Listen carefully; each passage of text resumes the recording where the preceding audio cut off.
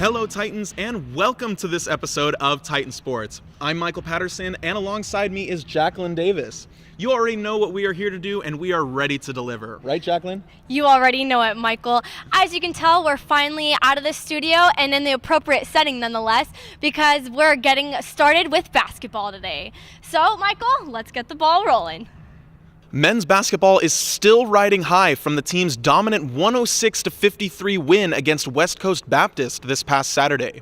The game was highlighted by Titan freshman Wayne Arnold leading the team in points with 23 on the day. It was a dominant performance overall for the Titans, shooting 58.8% from the field and putting up 27 assists collectively. The men's team is now in South Carolina in the middle of their 3-game stand as a part of the Myrtle Beach Invitational. Women's basketball is looking to get another win as they have an upcoming game the 19th at home against Santa Clara. On November 12th, senior Deja Smith was named the Women's Basketball Big West Conference Player of the Week. This is the second time in her career that she has received this honor, as she has become the 11th player in Titan history to score 800 points and 600 career rebounds. Over the weekend, the Titans baseball team hosted a celebration of life ceremony in honor of the late former baseball coach Augie Garrido, who passed away earlier this year. The event was held on Friday here in Titan Gym, and I was there for the coverage. I guess that's just proof that Augie was really every man's man. And simply, he belongs to baseball. Over the weekend, many supporters and notable members of the Cal State Fullerton baseball community gathered inside Titan Gym to celebrate the life of former Titan baseball coach Augie Garrido. Some of those legends, such as Golden Spikes winner Mark Kotze, took the stage to say a few words about their friend and mentor. It's not only a testimony to the huge impact that Augie had on my life, not just my baseball life, but my life. Augie was the epitome of baseball, of how it was and how it began. Most importantly, of how it needs to be for those who play the game long after we're gone. Our lives are better because he taught us. Garrido died in March of this year as the winningest coach in the history of college baseball, with 1,975 managerial victories and 5 NCAA national championships. But most importantly, he impacted the lives of hundreds in his almost 50-year career. I mean, he'll never be forgotten now, with all the people, the 20 years, and all the people behind him, all the kids, all the ball players, everybody behind him. It just goes to show you. Look what we have here, Cal State Fullerton. 43 years ago, it was a commuter school. Now you're gonna have a statue. Next, name the field after him. That'd be wonderful. It was teased at the end of the event that the baseball team would be building new facilities in the future that would include a statue of Garrido in his memory, something that is representative of what many people felt about their coach. Proud to have known him. I am honored to be the coach of the program he built right now. That is an honor for me, and I am proud to have that hat on, Jeannie, because that is a big deal for me. And I'm going to leave this right now. The 2 words that every time I said, or he said to me on the telephone was, love you. From Titan Gym, I'm Michael Patterson, Titan Sports. Well, Michael, I am excited to see what you dig up about those facilities. Yeah, the story is currently under construction, so be sure to keep an eye out on our social media to see when we cut the red ribbon on that one. I honestly can't wait. For our next segment, we're going to run out to the track to try to catch up with Megan for the final update on men and women's cross-country season. Megan? Thanks, Jacqueline. The men and women's cross-country teams finished up their seasons after competing in the NCAA West Regionals this past weekend. The women placed 11th overall with 316 points, the best team finish in the Titans program history since 1995. The team was led by junior Samantha Huerta, who placed 27th individually. Huerta's time of 20 minutes and 23.4 seconds marks the best individual finish from a Titan in 10 years. The men's team placed 20th overall and was led by junior Jorge Sanchez, who came in 96th with a time of 31 minutes and 30.3 seconds. Both teams had very successful seasons, both placing within the top 3 in the Big West, but the women's team especially had some standout performances this year. Samantha Huerta earned Big West Athlete of the Week after breaking the school record in the 5K with a time of 17 minutes and 3.4 seconds earlier in the season. Huerta, Trinity Ruelas, Lucina Vincent, and Sandra Flores also all earned all-conference honors after all 4 of them placed in the top 10 at the Big West Championships. And Lucina Vincent was just named Big West Co-Freshman of the Year. That will do it for this cross-country season. Now it's time to send it inside the studio to Brandy and Ashling. Ladies, what the Tusk is up?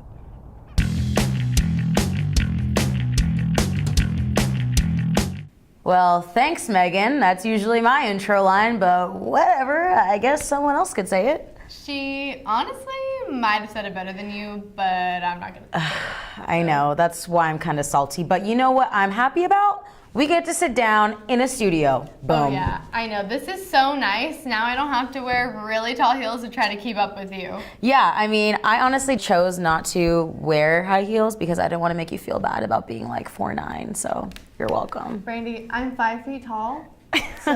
Ashling, we're in a studio now. Nobody cares. Let's act like professionals. Okay, well, let's just get started then.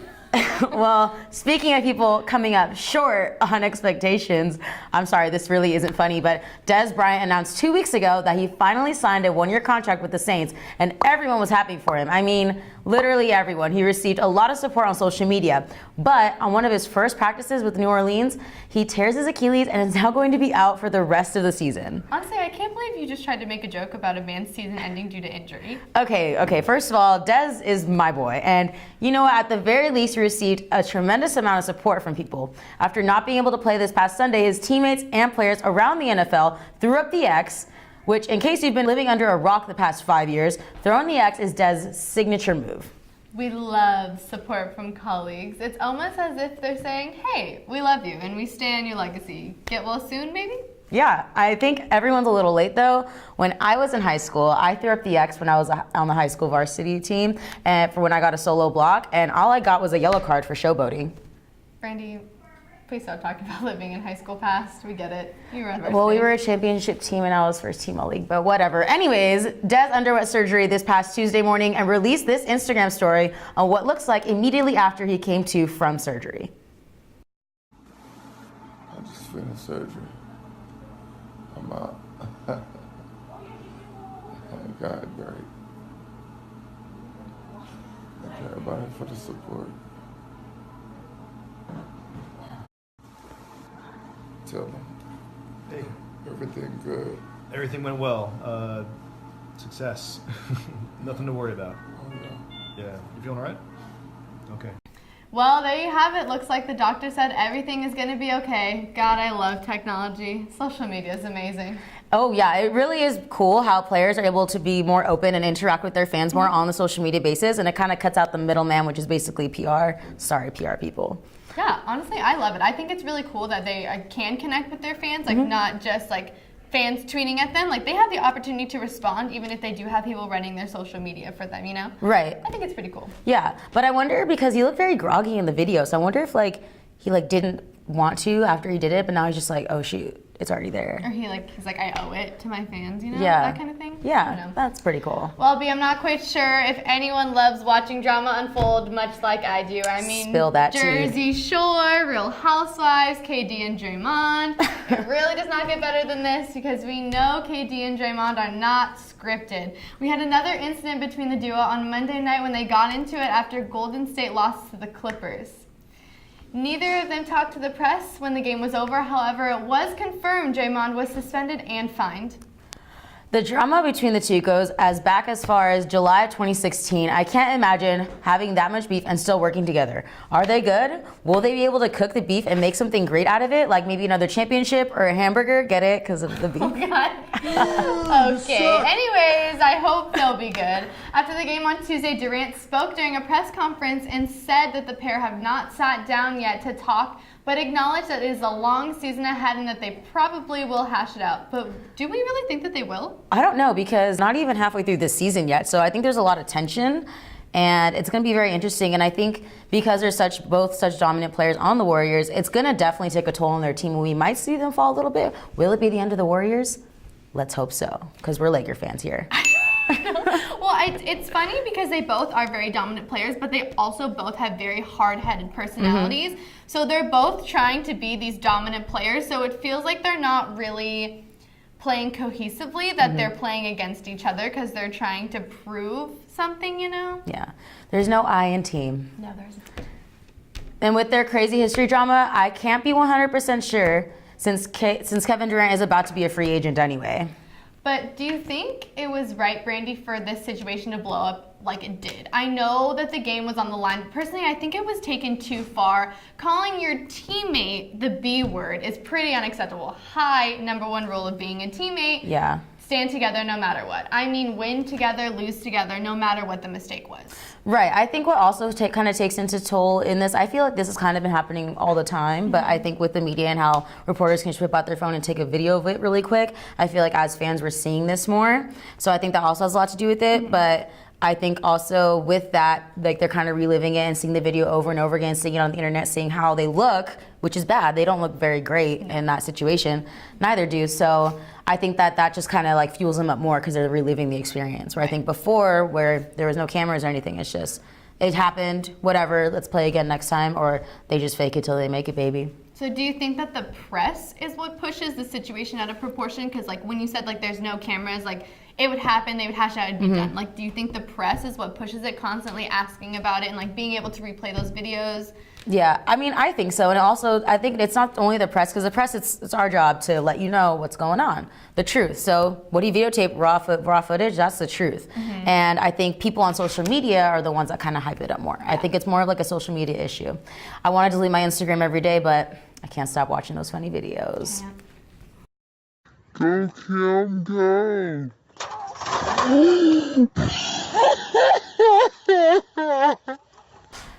And now, the best scandal, saved for last, Le'Veon Bell. You guessed it, he did not show up to report to the Steelers at 4 p.m. this past Tuesday, which was his deadline if he wanted to keep his franchise tag. So this now means that he opted out of a $14.5 million and playing the rest of the season with the Steelers. After he didn't show up, his teammates ransacked his locker room, so which basically kind of entails that they kind of lost a little respect for him. Absolutely. Check out this clip.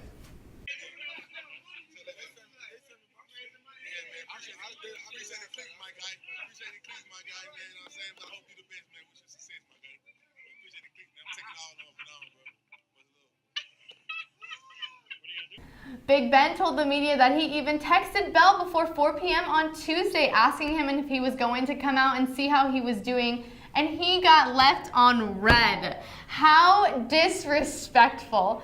Big Ben, the gentle soul, says that Bell is a good football player and that he wishes the best for him in his career.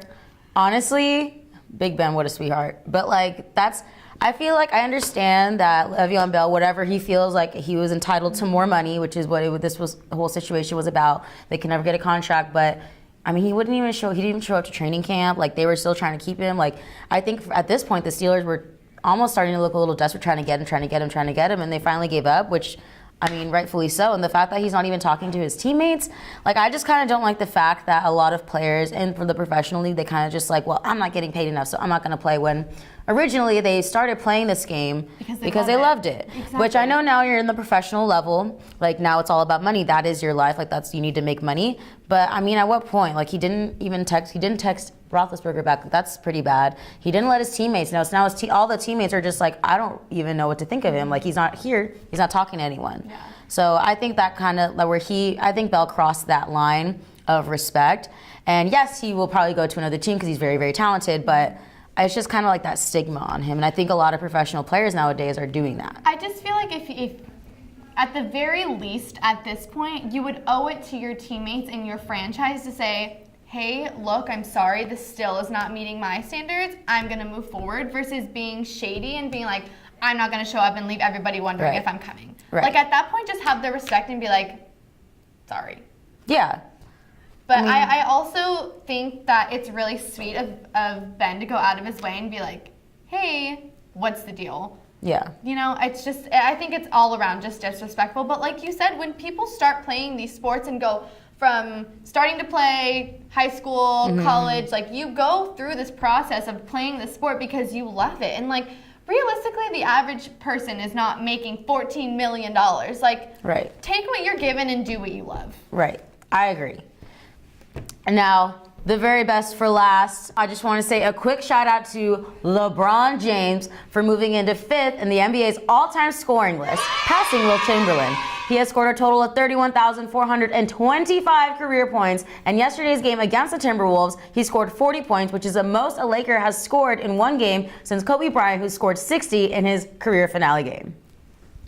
And that's all we have for you this week. Stay sexy, everyone. Now let's go out to Chloe for this week's Get to Know Your Titan. What's up, guys? Welcome back to Get to Know Your Titans. This week we have the men's basketball team. What is your name and where are you from? My name is Devon Clare. I'm from Killeen, Texas. My name is Austin, and I'm from Carson, California. Hi, my name is Johnny, and I'm from Beijing, China. Can you say, hi, my name is Johnny from Beijing, China, and I play basketball at Cal State Fullerton. 你好，我的名字叫王义雄，我来自中国北京，然后我在这边打篮球。If you could dunk on anybody ever, who would it be? Anybody ever? Probably LeBron. Gotta go with LeBron. Shaq. What is your favorite pregame artist and your pregame meal? Probably J. Cole or Lauryn Hill, and maybe pasta. Drake, because Drake is the best ever, and pregame meal, chicken fettuccine. I will listen to Drake, and my favorite pregame meal will be brown rice with chicken and broccoli. What is your favorite Thanksgiving dish? Ham with extra glaze on it. Probably stuffing. I'll go with mashed potato with turkey. If you could play for any NBA team, what team would you play for? Lakers, of course, Lakers. The Warriors? Probably the Rockets. If you were stuck on an island with anybody on this team, who would you want it to be? Dang, no one. Probably Jackson. Jackson got experience in stuff like that, so I'm gonna go Jackson Rowe. That's a tough question. Probably Austin or Wichita. Landon? Yeah. This has been Get to Know Your Titans. I'm Chloe Abbott with Titan Sports. Wow, well done on that outro, Chloe. That just got me really excited for the remainder of the basketball season. Let's check in with Madison Facia to see what the rest of the team and Fullerton Athletics has been up to in the past couple of weeks. Thanks, Michael. First up is women's volleyball, who will be traveling away this weekend and look to get at least one win before their season ends on Saturday. The Titans did not qualify for the Big West tournament.